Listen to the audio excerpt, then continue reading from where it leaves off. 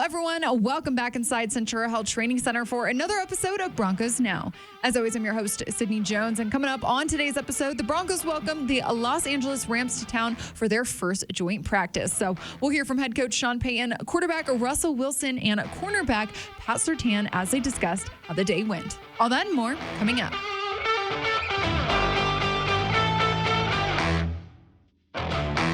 The Broncos welcome the Los Angeles Rams to town today for their first joint practice, and head coach Sean Payton detailed what he thought about today's work. We'll have a lot of film to cover, obviously. I thought overall, just, again, I'm on half the field.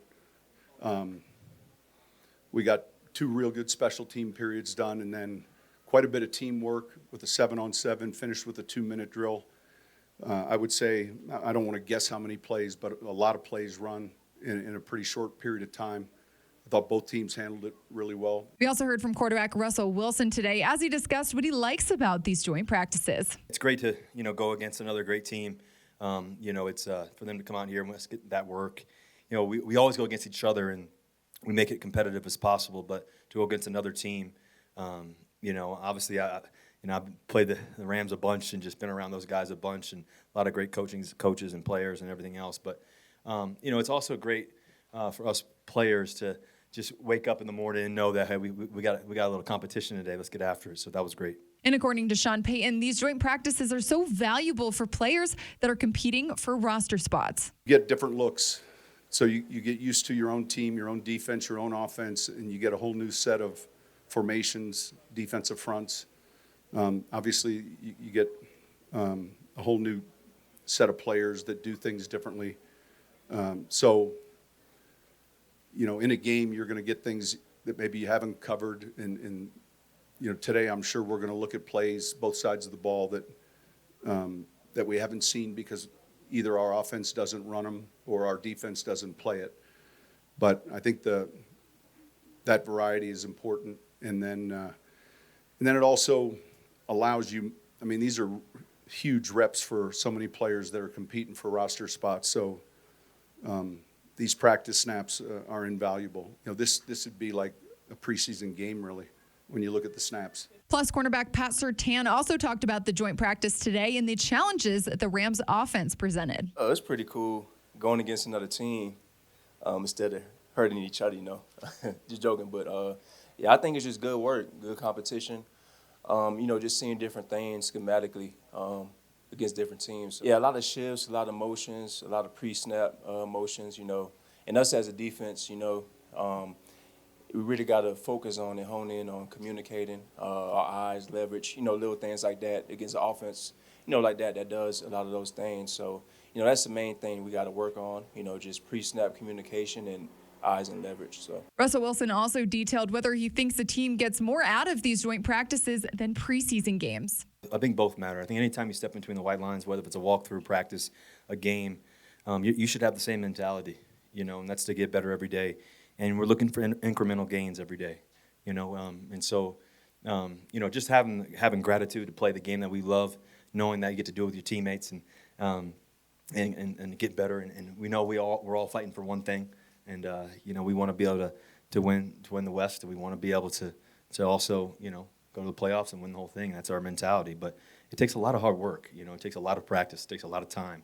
Everybody talks about those 10,000 hours. It takes even more sometimes. So we're working our butts off every day. And last but certainly not least, Randy Gradishar was named as a senior finalist for the Pro Football Hall of Fame's class of 2024. Randy Gradishar was here at Centura Health Training Center today and talked to the team following practice. He also discussed what this honor means to him. It's like, wow, where do I start? Where do I begin? And this is just a great, great honor. And first I want to thank my Lord and Savior, Jesus Christ, for giving me this opportunity and for the amazing honor of going into the NFL Hall of Fame. And the possibility of getting there was always about God's timing in my mind. And so it took a little while, but I'm just very, very glad and very happy in order to have this experience and being part of helping represent the Orange Crush Denver Bronco name and being part of that for sure. And that, as everybody knows, that started back in 1977. And I give a lot of credit to Joe Collier, a defensive coordinator coach, for creating that 34 defense and allowing me to be part of that over my 10 years of playing with the Broncos in Orange Crush. So very, very glad about that. Both head coach Sean Payton and cornerback Pat Surtain congratulated Randy on this accomplishment as well. I think the first item of business would be, congratulating Randy Gradishaw, becoming a finalist for the Pro Football Hall of Fame. That we just had a chance to introduce him to our team and kind of read through his statistics, years played, never missing a game. It's pretty remarkable. So congratulations to him and his family and those teammates that were a part of a lot of great defenses and certainly real good teams later in his career. Just to understand the culture of Broncos history, but also, give props to a dude, that played at a high level back in his day. He had 9 Pro Bowls, won a Defensive Player of the Year, so a lot of credit goes out to him. And that's a huge thing for him making the Hall of Fame. So, congrats to him. Now joining me here inside the Broncos podcast studio is Broncos lead writer Eric Delala. Eric, the first joint practice with the Rams in the books now. Overall, what did you just think of today's practice? Yeah, Sid, some up and down, I think. Obviously when you're going against another team, you've got to come out there and match that energy. And I think as things went along in practice, the Broncos got better there. Listen, this is a group that's worked together in the Rams for a long time, so you've got kind of a polished offense with Matt Stafford piloting that group, Cooper Kupp out there. Right. Pat Surtain talked a little bit about how maybe it wasn't perfect in the early going, but the Broncos defense responded a little bit. Saw some good pressure by some guys. Nick Bonito, one of the guys that probably would have gotten through for a sack under game conditions.